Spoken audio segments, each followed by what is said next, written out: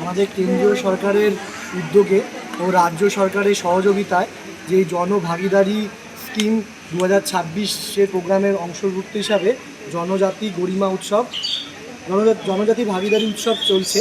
তার মাধ্যম দিয়ে ট্রাইবালদের আমরা অনেক ধরনের স্কিমের সুযোগ দেওয়ার জন্য বিভিন্ন জায়গায় ক্যাম্প করছি।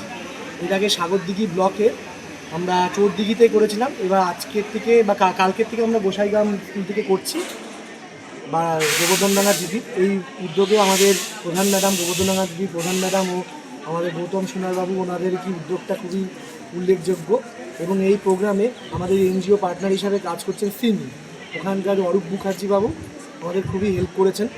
আজকে ওনাদের উদ্যোগে আমরা এখানে এই গোসাইগ্রাম জুনিয়র বেসিক স্কুলে আমরা মানে একটা বকুল গাছ বৃক্ষরোপণ করলাম।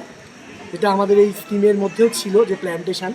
তাছাড়াও আমরা এই ক্যাম্পের মাধ্যম দিয়ে সিকেল সেল অ্যানিমিয়া এবং চোখের পরীক্ষা এবং অন্যান্য সুগার প্রেশার এগুলো টেস্টিংও আমরা করছি, যাতে ওনাদের স্বাস্থ্য পরীক্ষা হচ্ছে ভালোভাবে। এবং এর সাথে আরও যা যা স্কিম, যেমন কৃষক সম্মান নিধি, কৃষক বন্ধু, এই ধরনের স্কিমগুলো এডিএম সাহেবের মাধ্যম দিয়ে নেওয়া হচ্ছে। এছাড়াও রেশন কার্ডের সুবিধা দেওয়া হচ্ছে আমাদের ফুড ডিপার্টমেন্টের মাধ্যম দিয়ে। তাছাড়া আমাদের 100 দিনের কাজের যে জব কার্ড, এগুলো আমরা করানোর চেষ্টা করা হচ্ছে। এই উদ্যোগে এখানকার সবার মানে অংশগ্রহণেই এই অনুষ্ঠানটা আশা করছি যে আগামী যে 2 দিন চলবে সাফল্যের সাথে চলবে।